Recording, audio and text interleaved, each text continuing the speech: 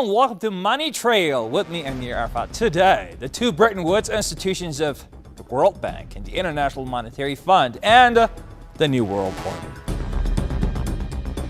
Preparing to rebuild the international economic system as World War II was still raging, 730 delegates from all 44 allied nations gathered at a Mount Washington Hotel in Bretton Woods, New Hampshire, the United States, for the United Nations Monetary and Financial Conference. The conference was held from the 1st to 22nd of July 1944, when the agreements were signed to set up the International Bank for Reconstruction and Development, the General Agreements on Tariffs and Trade, and the International Monetary Fund. However, what most of the signatories did not know was that the document they had just signed was a result of some 3 years of intense behind-the-scenes negotiations between the declining British Empire and a rising American Empire. The agreement for a new Anglo-American world order based on U.S. supremacy was indeed first discussed in a secret meeting from 9th to 12th of August 1941 between British Prime Minister Winston Churchill and U.S. President Franklin Roosevelt on a ship in the North Atlantic, all against the backdrop of a just-begun World War II. The Bretton Woods Conference was indeed called after some 2.5 years of clause-by-clause planning by the treasuries of the US and the UK. The World Bank and the IMF were creations after, I guess, a sense of redevelopment program that was engineered by British and American economists and politicians and bankers in order to get more capital to redevelop some of the developed and developing nations after the wars. It was mainly engineered through the Bretton Woods scheme, and what the main things that came out from that, which was built upon Keynesian economics, an economist from UK, was an emergence of a gold-backed currency and the emergence of institutions, which later became known as the World Bank and later the International Monetary Fund. Indeed, the timing of the conference could not have been more carefully worked out, since the war-weary participants had zero bargaining power to challenge the dictates of the Anglo-American Axis. Although attended by 44 nations, discussions at the conference were dominated by two rival plans developed by the US and Britain. As a chief international economist at the U.S. Treasury in 1942 to 44, Harry Dexter White drafted the U.S. blueprint for international access to liquidity, which competed with the plan drafted for the British Treasury by John Maynard Keynes. Keynes' proposals would have established a world reserve currency, which he thought might be called Bancor, administered by a central bank vested with the possibility of creating money and with the authority to take actions on a much larger scale. But the United States, as a likely creditor nation, and eager to take on the role of the world's economic powerhouse, balked at Keynes' plan and did not pay serious attention to it. Although compromise was reached in some points because of the overwhelming economic and military power of the United States, the participants at Bretton Woods largely agreed on White's plan. U.S. allies, economically exhausted by the war, needed U.S. assistance to rebuild their domestic production and finance their international trade. Indeed, they needed it to survive. Without a strong European market for U.S. goods and services, most policymakers believed the U.S. economy would be unable to sustain the prosperity it had achieved during the war. Hence the birth of the so-called Marshall Plan for Europe, through which the United States lent or granted billions of dollars, building the devastated European infrastructure and economy, in exchange for Europe's submission to U.S. hegemony. As unilateral and unjust as the Europeans perceived the deal, their lot was indeed incomparably better than that of the Third World and developing nations, who were to be robbed of every bit of their natural resources, not to mention political autonomy and national sovereignty, in exchange for hefty IMF World Bank loans granted only after the recipient states surrendered to so-called structural adjustments that included, among other things, privatization and deregulation, in fact opening the door to total takeover by giant U.S. corporations and conglomerates. Well, the colonialists left, and you had countries like Ghana and Nigeria becoming independent. But of course, they needed infrastructural loans to build up their countries. So unfortunately for them, to enable them to build up those kind of infrastructures, they needed to take out loans. And what happened to the rest of the country? What happened to the rest of the manifesto? What happened to the people?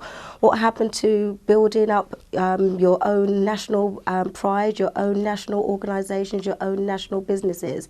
Therefore, you were letting in people come in who could then take over your newly privatized organizations, mostly American companies, because what you're looking for is a way to generate income. If you're told that you're not at a stage where you can actually provide that, and you need to take instruction from other countries who can actually tell you how to run your country properly, and that's a condition of your loan, you're more likely to take that loan. And once you've taken that loan, you have all of the credentials that go with it that you have to abide by. Suddenly you have debt around your neck, and you now have to repay it, and you've now got foreigners in your country running your country. It was meant to be the lender of last resort. It was meant to stabilize the global economy. But with the loans came great expectations. Yes, we're talking about the International Monetary Fund and structural adjustment programs that not only failed to stabilize the global economy, rather destabilized many markets around the world. The way that the IMF and the World Bank is sold to people and the general public is that it's a union between pooling together money in order to bail out and support developing countries and redistribute some money from the wealthy nations to the less well-off nations. Unfortunately, it's completely opposite in reality. Just as the Federal Reserve keeps the American public in a position of indentured servitude through perpetual debt, inflation, and interest, the World Bank and IMF serve this role on a global scale. When you look at the effects of the IMF and the World Bank, essentially, through special powers and charters, they have the ability to create money pretty much backed by nothing. Although, you know, members of the IMF, the member countries, are meant to be depositing gold and giving some contributions. The reality is that they're creating new currencies and issuing new loans, which are backed by pretty much nothing, and then using that money in order to not support developing countries, but in order to find a new market for their debt. The basic scam is simple. Put a country in debt either by its own indiscretion or through corrupting the leader of that country. Then impose conditionalities or structural adjustment policies, often consisting of the following. Currency devaluation. When the value of a currency drops, so does everything valued in it. This makes indigenous resources available to predator countries at a fraction of their worth. Large funding cuts for social programs. These usually include education and healthcare, compromising the well-being and integrity of the society, leaving the public vulnerable to exploitation. You're not giving money to education because that money is going into another pool that's going to pay off your debt. You're not spending money on healthcare. You're not spending money on the infrastructure that you said that you wanted. And it's having an adverse effect because the people aren't getting what they want. And when the people are unhappy, you have things like wars. You have things like infrastructural breakdown, and people start to think that you're not looking after them. If you're not looking after them, they start to feel disenfranchised. And what do? They pick up the gun. What the IMF and the World Bank have done for decades is participate in the demise of countries all over the world. It seems to be the U.S. foreign policy that when they want to take over a country, they've used different types of methods going to war, but one that is very effective is the IMF and the World Bank will loan money to countries, and they obviously cannot afford to pay it back. So what they do is they go after resources. They've done that a lot in the South American countries, and they're doing that extensively in the Middle Eastern countries. And now, confessions of an economic hitman. John Perkins explains what the U.S. has been doing to the entire world through the IMF and World Bank. We economic hitmen really have been the ones responsible for creating this first truly global empire. And we work many different ways. But perhaps the most common is that we will identify a country that has resources our corporations covet, like oil, and then arrange a huge loan to that country from the World Bank or one of its sister organizations. But the money never actually goes to the country. Instead, it goes to our big corporations to build infrastructure projects in that country, power plants, industrial parks, ports, things that benefit a few rich people in that country, in addition to our corporations, but really don't help the majority of the people at all. However, those people, the whole country is left holding a huge debt. It's such a big debt they can't repay it, and that's part of the plan, that they can't repay it. And so at some point, we economic hitmen go back to them and say, listen, you owe us a lot of money, can't pay your debts, so sell your oil real cheap to our oil companies. Allow us to build a military base in your country, or send troops in support of ours to someplace in the world like Iraq, or vote with us on the next UN vote. To have their electric utility company privatized and their water and sewage system privatized and sold to U.S. corporations or other multinational corporations. So there was that whole mushrooming thing, and it's so typical of the way the IMF and the World Bank work, that you put a country in debt, it's such a big debt it can't pay it, and then you offer to refinance that debt and pay even more interest. And you demand this quid pro quo, which you call a conditionality or good governance, which means basically that they've got to sell off their resources, including many of their social services, their utility companies, their school systems sometimes, their penal systems, their insurance systems, to foreign corporations. So it's a double, triple, quadruple whammy. That's what I've been writing about most recently in my articles, is how the IMF and the World Bank have taken what happened in Serbia in the 1980s and used that as a template. The International Republican Institute, the IRI, went into Serbia and spoke with Koptor, which is the revolution that took down the government there, and learned from them how to use a fake revolution in order to use the people to call for quote-unquote democracy, which really means that they're coming in to take over your country, and once the government is dissolved, they will go ahead and install their patsy. And that seems to be the modus operandi of the World Bank and the IMF, because it's so successful. They don't have to instigate a war. They can have the people unknowingly call for their own tyranny. And then once the patsy is installed and the IMF has them economically, that nation economically, then they control the resources because the country can't afford to pay them back. So they're forced to give up their resources to the international community. Privatization of state-owned enterprises. This means that socially important systems can be purchased and regulated by foreign corporations for profit. For example, in 1999, the World Bank insisted that the Bolivian government sell the public water system of its third largest city to a subsidy of the U.S. corporation Bechtel. As soon as this occurred, water bills for the already impoverished local residents skyrocketed. It wasn't until after a full-blown revolt by the people that the Bechtel contract was nullified. Then there's trade liberalization, or the opening up of the economy through removing any restrictions on foreign trade. This allows for a number of abusive economic manifestations, such as transnational corporations bringing in their own mass-produced products, undercutting the indigenous production and ruining local economies. An example is Jamaica, which, after accepting loans and conditionalities from the World Bank, lost its largest cash crop markets due to competition with Western imports. Today, countless farmers are out of work, for they are unable to compete with the large corporations. And now to a continent most familiar with the largesse of both U.S.-led institutions, the World Bank and the IMF. Of course, we're talking Africa.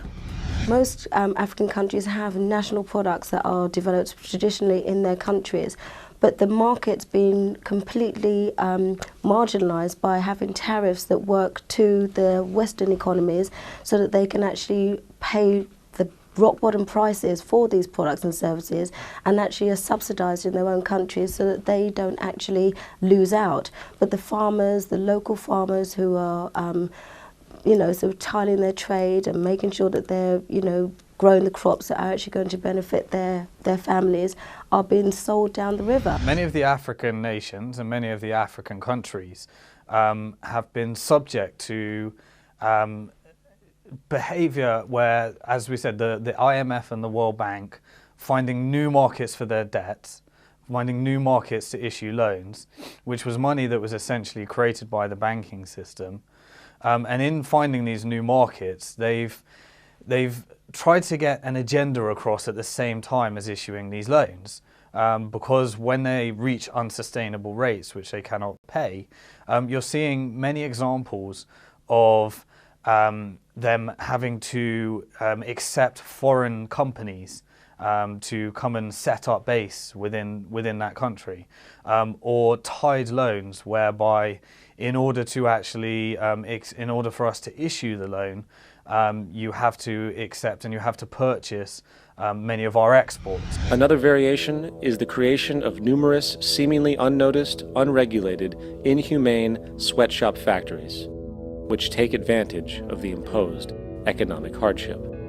Additionally, due to production deregulation, environmental destruction is perpetual, as a country's resources are often exploited by the indifferent corporations while outputting large amounts of deliberate pollution.